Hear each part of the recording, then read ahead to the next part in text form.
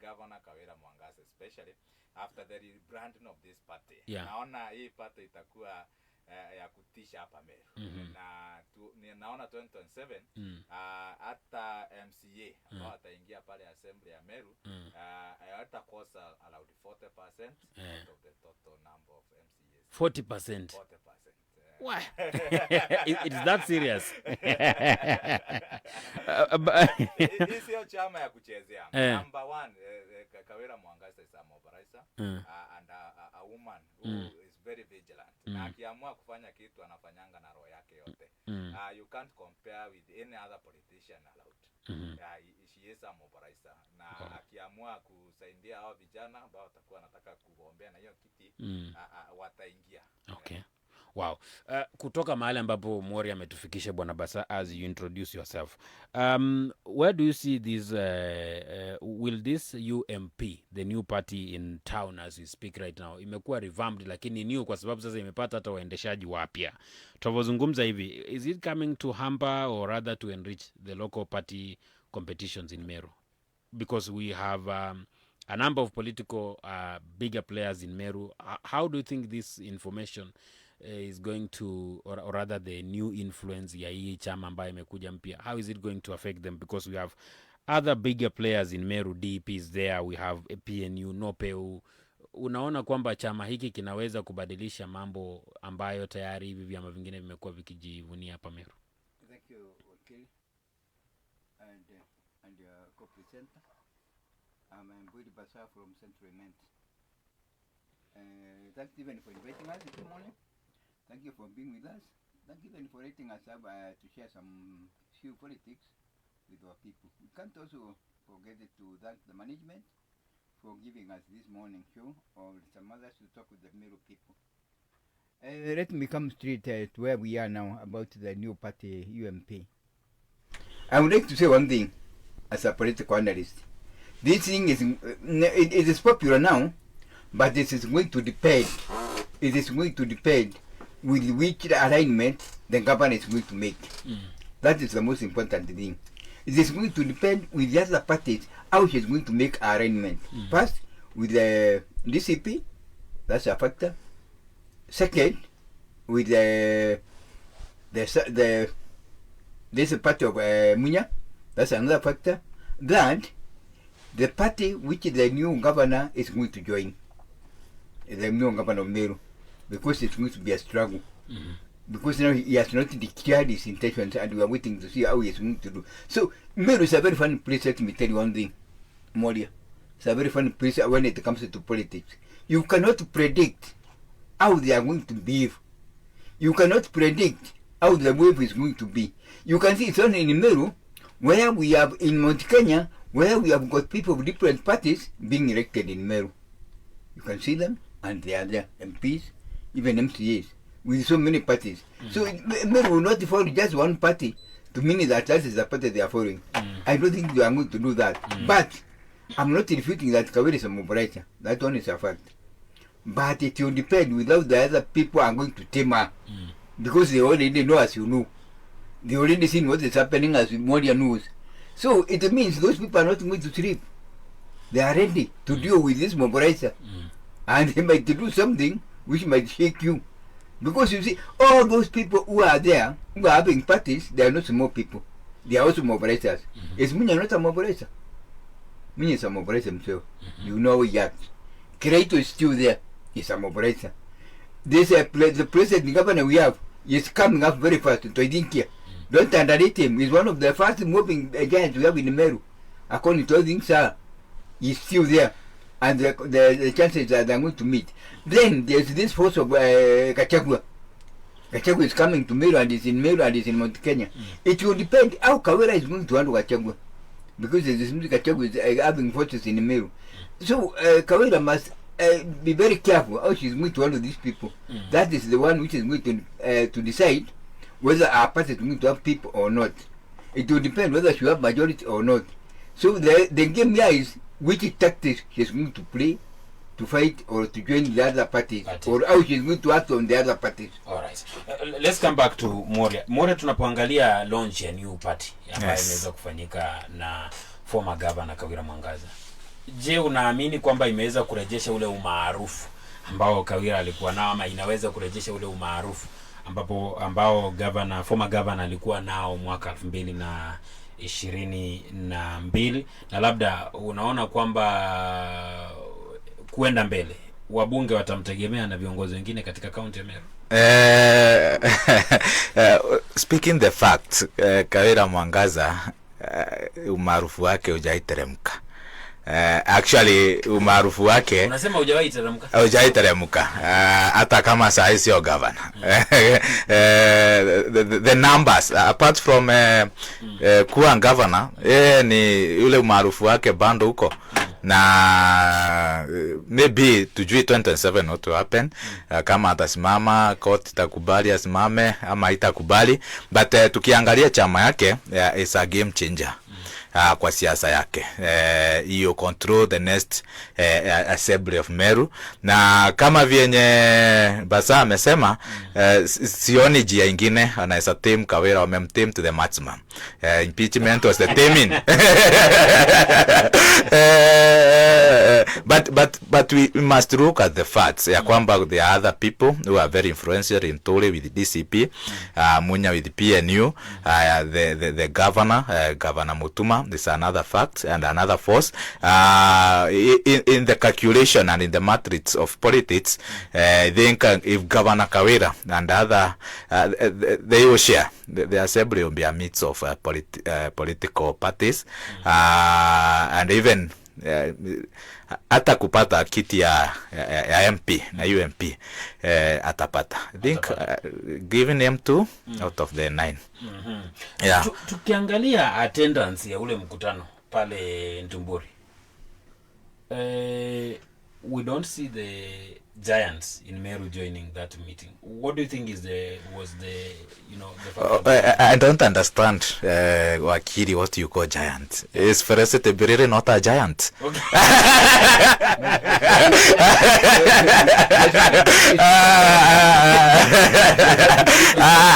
And the Karo Karemi is not a giant. I saw even Faris there, and other, even Bishop Magambo was there. Yes. Those are giants. And looking at the politics of Kawira, there's a person who grooms, who does it work with giants. He builds herself. Yeah, he builds giant. He comes up, anakujanga na force yake. So one, there were giants, Felicity Biriri and Karo Murioki, and other politicians. Those are, if they joined her, kuna no, politics is about numbers. And the numbers that were mobilized there, no matter how they were mobilized, there were numbers. I don't think there is any other politician. How many elected leaders were there? Because I'm aware you are there. Actually, I was not there. Yes, but I wish I would be. I wish I was there. But the truth is, how many from your research, how many elected leaders were in this meeting? There was none. There was none. Yeah, including MCS. Including MCS. So, what forms your basis of saying Kawira Mwangaza's influence has never gone down? The influence of close to 22 MCS that were actually backing her. Yeah, and we expected that the other day when she was launching her party, they will come in and be with her, giving her companion and embracing her and all that. But this one did not happen. And then when we talk about the political bigwigs in Meru, you talk of now Felicity Biriri being a political giant, bigwig, and then you talk of Karo Karemi. These are not elected leaders. But we also know for a fact that indeed we have the likes of Munya, you had mentioned earlier. We have the likes of Linturi. We have the likes of Kiraitu. They were not around. What is that one portraying? I think from where maybe the former governor sits, he doesn't want to be associated with any kulingana vyenye kulikuwa ni kama hesabu yake hakuwa anataka kuonyesha kwa serikali ya Ruto na hii ingine hii ya Wamunyoro. So I think he played his politics wakati wa launching this party so that maybe he can gain or know the way forward in 2027 because the route you take kama vyenye Mbasa amesema and the path you take will determine a lot. Akienda Wamunyoro iko na shortcoming yake, akienda kwa Ruto iko na shortcoming yake, but the most important thing kwa hii party it's how Governor Mutuma works and the people surrounding governor, the current governor. Okay, come up again. What do you mean? I mean, the performance in terms of development of Governor Mutuma and playing the politics will determine any other party and any other person around. I think a time has come, maybe Meru will wish to have a new faces in politics, but it will depend with the governor Mutuma and the deputy governor Linda. What do you think are these new faces? The new faces, deputy governor Linda is a new face in the politics, and even Governor Mutuma is a new face.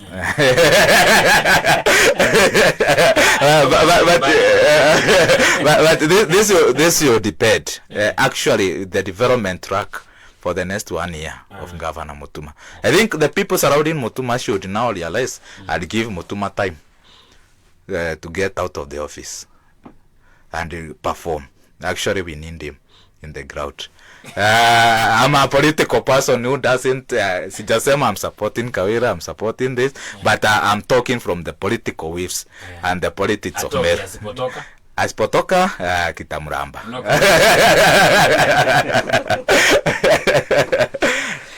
Yes. Okay, if I may ask, according to you, do you really think Kawira has come back through her own party is going to shake the political zone in Meru? Of course, yes. And how is it going to happen? Party ya Kawira, it will change. Even the mobilization of the presidential candidate who made answer back. Kama nilivyosema kwanza, Kawira is a mobilizer. Na kwa ground ako to see underwrite that. Na the people you support, if you say Wakili apatiwa kiti pahali na amue kumsupport directly, the support will be huyo mtu most likely, especially pali ngome zake ziko, anaweza pata kura. Not only limited to the rural areas, even municipalities around. He has influence. Yeah. Wow. She has influence. But yeah. on that question, what do you have to say? Sasa nilikuwa bado mlikuwa mnauliza nini?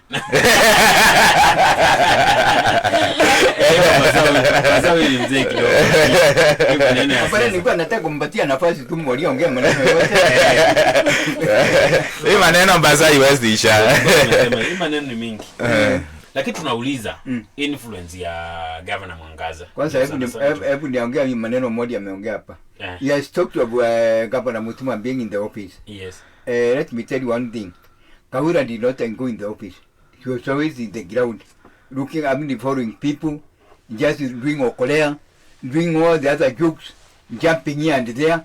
But that for 2 years ended up being nothing. There is nothing which he did when he was there. Everything was complaints, people were quarreling, all those things. That is why I'm saying that it might depend. Governor Mutuma might not be taking the direction of Kawira. He might be thinking of something else. That is why you see he must have talked with all these people who are in Meru. Mostly those people, the product of economy. The economic people wanted to join him in the promoting economy in Meru. That's why I'm saying Mutuma has just taken his own path. He doesn't want to be also on the ground. And on the ground doesn't mean he's not going. The other day was at Domuru, where there is this menace of insecurity. The other day was at Nkomo, opening a dispensary there. The other day was at this man we call Izire, he was there. The next, not even the next. I think today he might be somewhere, if I'm not wrong. He might be attending some. So he is going. It doesn't mean it's in the office full time. But anyway, he has got to take the time to look at the people who are coming to visit him because of one reason or the other. Because that is part and parcel of him to be in the office. That is why I'm talking about different working capacities or scenarios of working. It doesn't mean that he should. Governor Kawira could not meet her in the office. It was very hard. Even one day, and I don't know how she was meeting those investors. Most of them, they were coming the same day in the office, a week without seeing her. That is part of the weakness, which we just telling Mutuma, you should not get that one. You should not get that mistake of just leaving the office, going out. You should get, say, let's say 3 days or some other days in the office, then you can go out, and it's going out. On Kawira Mwangaza's moves and waves, More says that it has not declined Kawira Mwangaza's influence. Do you agree with that fact? I don't agree. One of the things that is making her very funny is because people are just happy that the president is coming to Meru. That is why so many people went there. Can you be clear? Last week, there was this rumor that the deputy president, Kindiki, the president, he will come to Meru. That had surrounded all the people in Meru. And those rumors originated from the people who hyped people so that they can go there. Yeah? So that they can go and meet the president. Most of them wanted to go there. Most of them wanted to see Kindiki there because they thought they would be Okolea. So that is why there are so many Basa, let's talk the truth. Because Kindiki amekuwa other places too. But hatujaona the numbers. Kindiki, Basa. I'm saying that the MPs are going against the president because of joining Kawira. That is one of the things I'm talking about. You see, that there was a picture of the Meru MPs until they just came out and refuted the rumor, saying that they are not ready. So most of these people you are talking about, they went there knowing that the president is coming, knowing that the Kindiki is coming. Sir, we have seen the meetings of the president in Meru and how the attendance has been. No, so you have to confirm that all those people who went there and we see the meetings of the president and the deputy president, vile zimekuwa zikiatendiwa. Then why no, if I thought there is that you are saying, then why is that rumor? Why is the rumor that the president will come? Why is the rumor that the deputy president will come? Why is it that no elected leader, MP or MCA went there? Because they know the truth. They know that these were rumors which were being spread. They know that there is nothing which was there. Eh? Okay. That is why they refused. And even some of the people were ferried there by the former governor. The ferried people there as well. They were ferried. Basa. About the politics, never defute anything. About the politics, anything can happen. And I'm standing here to say, I have got my fact. I'm coming here to say. Yes, this is what I want to ask. No, I'm saying. How sure are you that, okay, which evidence do you have that the former governor ferried people? Let me tell you, in the politics, you tell people the truth and the truth. So you are telling us the truth? No,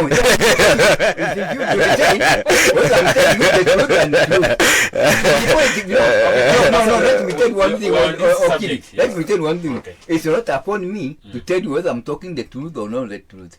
It's upon you to decide, because a politician has got two mouths. The correct one and the wrong one. So it's upon the audience to know what he's talking about. But you are an analyst. No, that's what I'm saying. I'm saying. According to the politics we have in Meru and in Kenya, even in the other places, there is a scenario where most of the times, and not most of the times, 90% of the people who attend these meetings, they are ferried. Okay, what will you say? You say that the public was ferried. Huh? What about the leaders? I'm saying the public might have been ferried. Okay, might have been ferried. Yes, and it is very possible. What about the leaders who attended? Which leaders? We had Felicity Biriri, we had Karo Muriuki, we had... Felicity Biriri, Karo Muriuki, they have not been tested. We are waiting for them to be tested to see how they can do. They are not tested yet. How do you call them big wigs? Who has tested them? Where are they? We are waiting for them to be tested. That is when you know they are big wigs. But we can talk, when we talk about Munya, that's okay. He has been tested. He has been a governor. When you talk of Kretu, it's okay. He has been tested. Yes, a governor. When you talk about, even when you talk about Toizinke now, he has tested because it's a governor now as we are talking. Even Kawira, she has been tested, but he was Arun. That's the problem. There are no other tested man there. To be tested. Right, those are not who are there. To exhaust in it. But on leadership, you have dismissed and disputed all those that More had said they were big wigs or they were giants there. I want you to... let me come here again. I'm not refusing what he said they are leaders. But I'm saying they are not big wigs as he's trying to tell us. We are going to wait and see how that big wig will come to be in 2027. All right. Because the others already they have proved themselves. You've made your point, yes. Basa. And on this, In the assembly we expected that kuna members of assembly when you watajoin kwa sababu walikuwa upande wake. Why do you think they didn't join the governor? Let me tell you one thing. The governor said that she lost the seat because she had no party. Okay? Are you getting me? That's why she lost the seat of the governor. But I'm telling you one thing. The 24 people, the 22 MCAs who just supported Kawira until the last minute were not from a party, were not independent. They were from different parties in Meru. And they supported her seriously. They supported her in just looking for, just making sure that she get elected. So, if I thought she's good, we are talking about the party as more a thing to tell us that the party is the one which made her. No, that is not that. Because if these people, they supported her and they were not from the same party with her. Some were from Wunda, others were from PNU, others were from different parties, but they supported her. So, even if she has no party, if she did or she could talk with these MCAs properly, if she could listen to them, if she was somebody who can mobilize the elected leaders in Meru, I'm telling you from now and from forward, she could be soon be the governor. The only thing is that she's a mobilizer who cannot mobilize the MCAs. Okay, all right. Back to you, Moria. Yes. We're looking at the situation of how things are happening. Na kuna kitu yenye Basa ametaja ambayo ningependa tuanzie pale. Kuna hii issue ambayo nyinyi mmeraise, both of you, mobilizer. You know, you are naming Kawira as a mobilizer.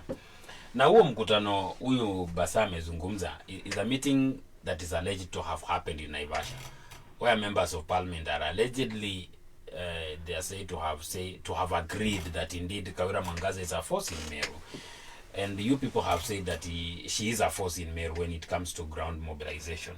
I'm asking this question, Moria, according to you, do you believe or do you see that the impeachment of Kawira Mwangaza by the assembly was ill-informed?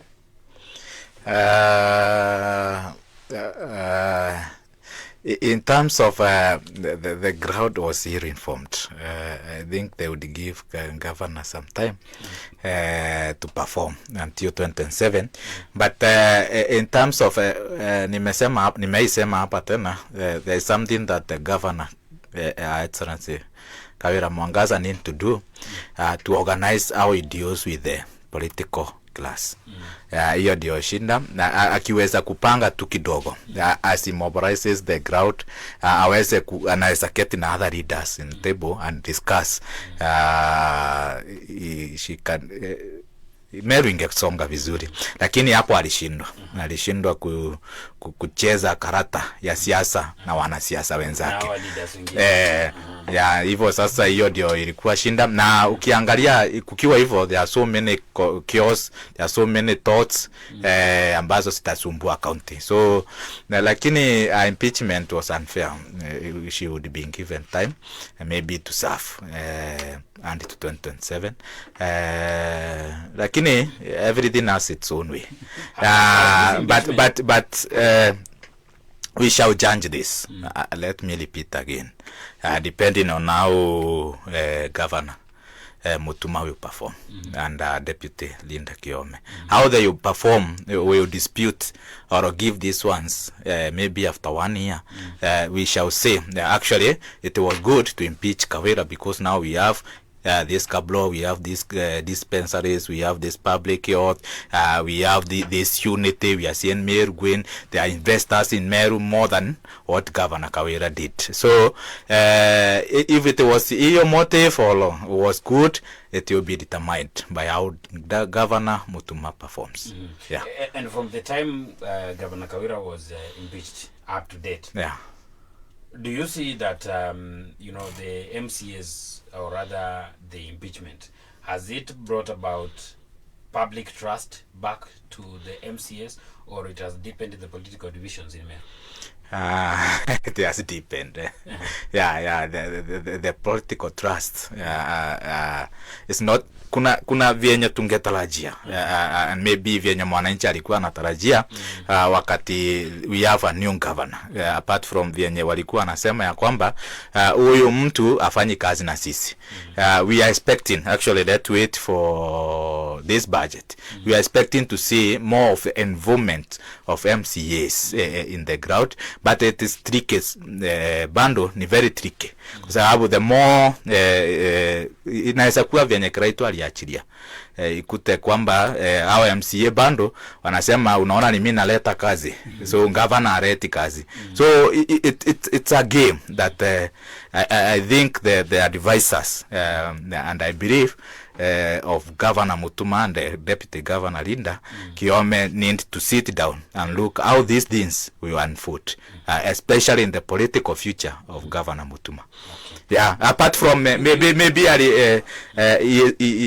Governor Mutuma and Linda have come up in a miraculous way. Maybe wameingia kwa kiti, lakini ikifika kwa siasa it will not be more of miraculous. Itakuwa politics. So they need there is a term staki kutumia, lakini they need to sit down and plan their politics well, especially balancing the MCAs working and other people like Mbasa and they are new down who are surrounding the government. They are not giving other people room. So they must be very careful because 2027 is approaching in a very fast Kutokana na mazungumzo yako na mazungumzo ambayo bwana mkubwa hapa ameweza kutueleza, mnadhihirisha kwamba kidogo pia Meru kuna mambo mengi, kuna divisions nyingi. Do we need a conclave in Meru in your own view? No, there's no need of a dialogue in Meru.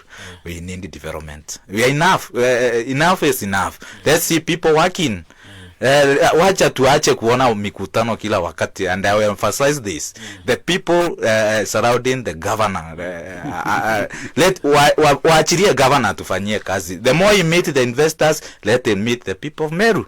The more he meet Kinambasa and the new town, let's see him meeting the people of Meru. I agree with the Basa. I agree. No, that's not a accusation. I agree. I'm giving you enough time. Yeah, I agree with the Basa. I agree with the Basa. No, because I agree. It must be accounted. I agree with the Basa.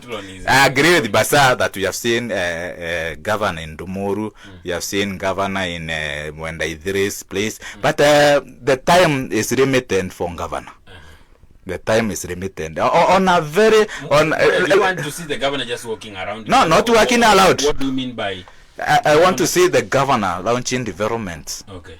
At least in every want. Yeah. Okay. That's what I want to see. And at the same time, balancing the office. Let's take, for example, maybe we say 1 term, 2 term, but we can borrow something from William Ruto.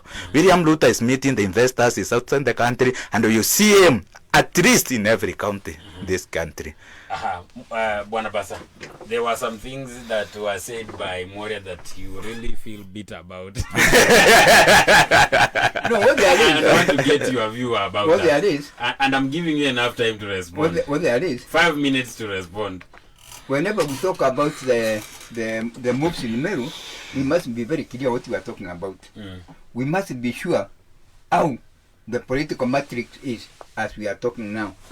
And I'm there and I know what is happening. So to say the government is sitting in the office, that is very unclear. It's not even here or there. As I said again, according to the duties which are there, the governor knows exactly where he is going. The governor knows who is meeting and who is meeting today. That is why I'm saying it's not in the office, as he has been accused by Moria here, my friend here, saying that the government is in the office. One thing why I'm saying this is this.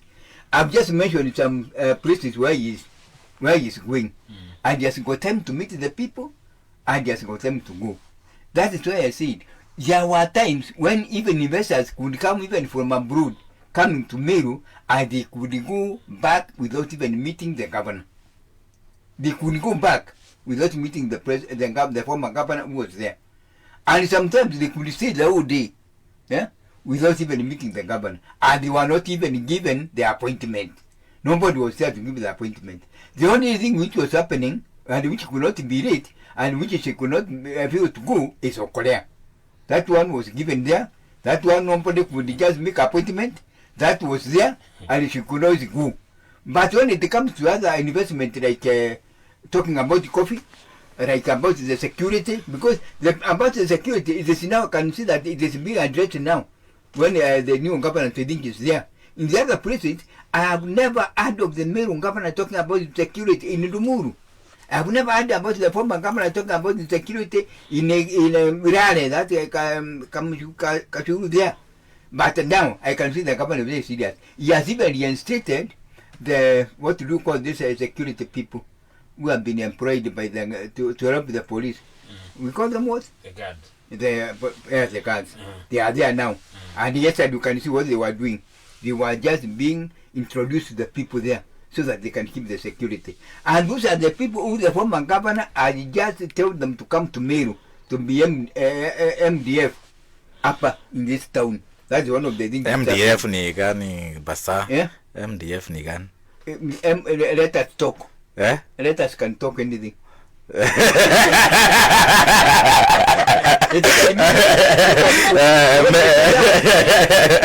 if you just let us, you can transform them to say and it's a diable. So if you don't know about MDF, go and study, you get what they are. But it will depend with how you want to understand it. You must understand it the other way. But You mean Meru Development Force? Kwani kulikuwa na shinda mtu akiwa na Meru Development Force? Meru Defense Forces? Ah. That is why I'm saying when I give letters, letters can talk and they can mean what you are not saying, and they can say many things. Now let's come here. Let's come to this thing, saying that the governor is surrounded by people in the office. Let me assure you, nobody is surrounding the governor. Governor is very free, and he knows what he's doing. And he has been learning what has been happening the previous 2 years because he has been the deputy governor. He knows what is happening. He knows whether there was any mess which was happening. He knows everything. That is why. What do you mean there is no person that is surrounding the governor? You mean the governor Ndoitingia has no? When you say talking about surrounding the governor, you mean that there are some people who are putting people off, who are just thinking that nobody can even enter near there. That is why I'm saying that was there before. But the things he ran what was happening. He knows every step which was being taken in the office. He knows that there were forces which didn't want people to go near the governor. That is why now he's not doing that. That is why now he has to follow the official procedures if you want to see him. Now, that is why I'm saying this. Yes. I'm saying this where Modi is here hearing. About the hypes of the meeting which was there, which you are trying to see how it captured Meru. That's why I'm saying it might be people who are transported there. It might be that people knew that the president might be coming there. That's why they went there. The funny thing is, as I said again, if at all it was as it is, why did it that nobody even a foreigner came to Meru? Because you say Meru, why didn't even any MP? Why didn't even any senator? Does the governor was a woman there for 5 years. The former governor was a governor for 2.5 years. Does it mean she had no friends with the former MPs? Does it mean she has no friend who is a governor who could have attended that meeting if it was as you are saying? If those people are not cheated, they could have get even the Zambalide.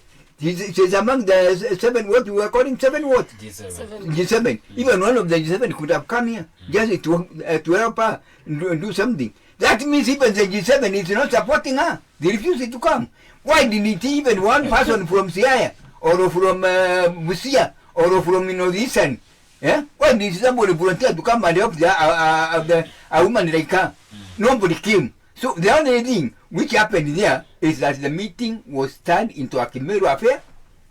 The prayers were conducted in Meru. Everything there was done in Meru.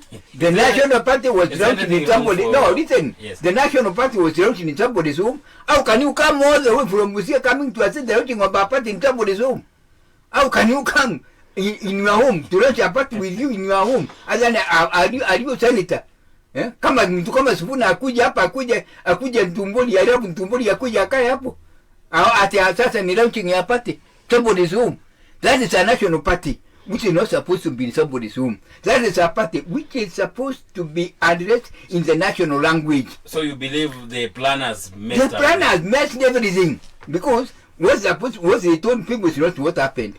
That is what I'm saying. What do you make of Kawira Mwangaza's statement? Huh? nikiwa ndani mnalia, nikiwa nje mnalia. What do you make of that statement? Nani Kawira? Yes. That is a funny statement. It does that one is about Kawira ukimfunika mbele anajifunika nyuma. Ukimfunika nyuma anajifunua mbele. That is exactly what there is. It doesn't mean what you are talking about. Kawira you cannot direct her. Okay. Ukienda upande ule mwingine ya upande huu. Ukimsaidia no, let me tell you what idea want to mean. You might take me contrary about what I'm saying. I'm saying Kawira is one of the funny people we have. Ukimsaidia upande wa mbele, upande wa nyuma ameharibu. Ukienda kumsaidia upande wa kuja mbele, unakuta hata huko ameharibu. That is why I'm saying he was unable to control the MCAs and all the other leaders in Meru. Okay. That is why he was able. He was unable. No, that is why. 7 minutes. That is why he was unable. No, that is why I'm repeating. It's already 8:52. That is why I'm saying. That's why I'm saying he was unable to get the 2 remaining MCAs who could have helped to stop the impeachment. All right. Let me finish. The impeachment, whatever you call it, whatever angle you come, is very correct. According to the Constitution, it was around by Do you believe, Bursar, that yes, I believe the very much. MCAs made a mistake? No, I didn't say they made a mistake. That was very correct. What they did was very correct. It was agreed by the Senate. It was agreed by the court. And even if they go to court of appeal, they are going to agree. Even if they go to the Supreme Court, they are going to agree. Simply because everything which is there, they see what is happening. What do you think Mutuma should do so that he retains that seat in 2027? Mutuma, Governor Mutuma. The first thing Mutuma has to do, and he's doing it, is that he has to work to the people. People should say something what he's doing. And we are telling him that. We are telling him people must, from the ground, people must get something to talk about. People must see what he is doing. People must see, even if he talks about the Boao, we don't expect Mutuma to dig 2 Boaos in 2 years. We expect him to do Boaos which will be giving people water, not like the one Governor Kawira did, where nobody is getting water as we are talking about now. Okay. There were 42. None of them is giving water as we are talking. Some have got no solars, some have got no pumps, the other pumps is just broken. So that's what I'm saying. Mutuma must do categorically the work which the people of Meru will see he has done. All right. Then from there, Moria. Let me come. Then from there, don't forget Meru has got regions. As we are talking, remember that. Meru has got regions, and when you come to vote, don't forget we will vote region. All right.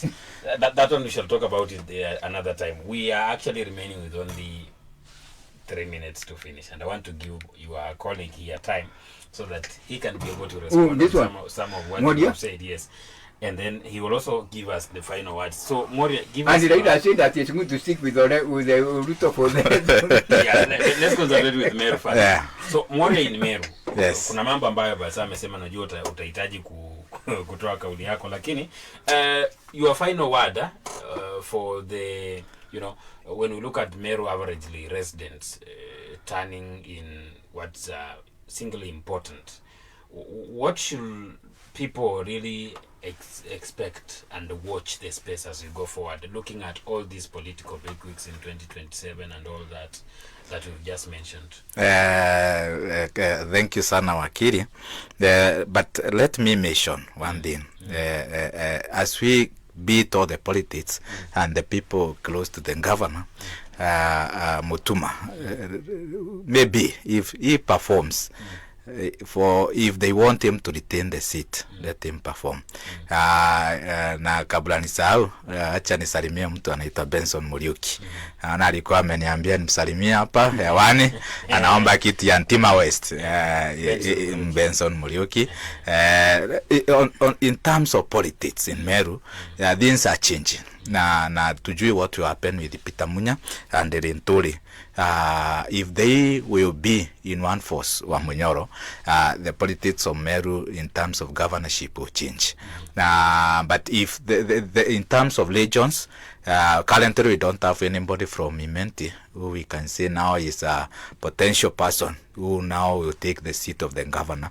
Now, what the Nyambene people plays with the politics, Peter Munya and Rinturi, if they will join, maybe and support maybe Peter Munya. Peter Munya may get in. If they play with politics and Kaduri Murungi decides to get in for governorship, maybe Kaduri may take the immense. That's the politics that are taking shape in Meru. With the impeachment of Governor Kawira, we don't know the outcome of the court, and maybe if he has case in court, will he be in the position? So the matrix of the legions and the politics he allowed are changing. Not undermining NOPEU is another political party that we have influence, and the political party that William Ruto used in 2027 and the DCP. Those are some of the factors. Lakini watu wa Meru ni wangwana inawi. Watangojea watu wapige kerere, lakini yule atachaguliwa maybe mtu atujui. Lakini case Moria, former governor Kawira Mangasa finds a way to vie. Do you see that one as a force that can actually talking the truth? Yes. She'll get in. Kama vyenye get in 2022. And the reason is she will be elected. Yeah, she will be elected. One, see, we have Peter Munya, the legion and the Green Tuli from the same legion. They will share the votes. We have Kawira Mwangasa cutting across Imenti and some part of the rural areas. Kunao mama, kunao watu wameokolea, and the feeling that she was betrayed. Maybe if she can play those politics, she can get in. But this is determined. Actually, let me say it and be clear and categorically how Governor Mutuma and Deputy Governor Linda will play their politics, number one, and how they will develop Meru. Wow. When we sit here, that one so much. When we sit here in 2006 and start counting, Mutuma has done this, Mutuma have done this, we have seen Mutuma here, we have seen Linda here. Actually, let me dispute what you seen CEC spot Murega is in the office and even the ground. I think we can borrow a leaf from Elias Murega and maybe hope in 2022 Governor Mutuma to maybe take the seat because he has not declared. But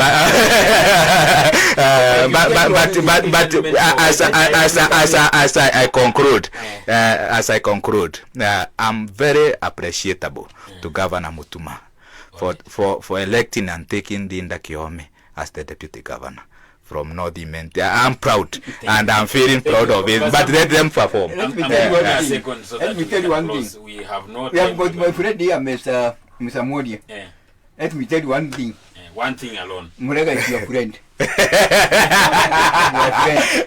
is really much more than others. The fact means you come from North Imenti, both of you. It's your friend. You have been working together. Even the other CECs, they are working. They have always been there. You see, the end we are saying she's not going to work. This Joey. He was showing there in yeah, that's another example. Let's see such things. Right. And we thought that you will not interfere with we thought that you will not go ground, but she has gone. Now, let me come here about the regions. Or what and me to go where? In a minute, please, because we have no time. I'm saying this, In Kawira, what do you think that he can win? I'm saying that in the last elections, Kawira just defeated Lintore with 20,000 votes. With whatever was happening. Only 20,000 votes. And we are saying that she is going to defeat him with the other 20,000 votes here again. The only thing which is saved Kawira to be the governor is that only that Kiraito messed with everything. Kiraito did not come to Meru, did not compete the people, the post of the governor with the Hunda. If I saw he did as he was told, today Kiraito could have been the governor. So now that we are done with 2022, 2027, if Kawira is allowed by the courts, what do you see? I'm saying this. Whoever is going to win the governor of Meru must win Nyambene people. Whoever is going to win Nyambene, it doesn't matter whether it's from Centralment, it doesn't mean whether it's from Northiment, it doesn't mean whether it's from Mbwiri, and it doesn't mean whether it will be Toidinkia. Even Toidinkia, Mutuma Toidinkia managed to come to Nyambene. No, that's the truth. Yes. If the rich manages to convince the Gambia people, and you know Gambia people, they are very funny. They wanted to eat the Gikundi, that they want to eat the Gikundi, And they have eaten Kikundi. and they have eaten. According to the politics we have, Taking time. according to the politics we have, whoever is supporting the Nyambene, let me finish that one. Whoever is supporting the Nyambene in Meru, and you know Nyambene, they are the ones who are having the biggest number of voters. Whoever will be supporting That's a lie. That's a lie, Bursar. We shall be able to look at the regions later. Thank you, gentlemen, for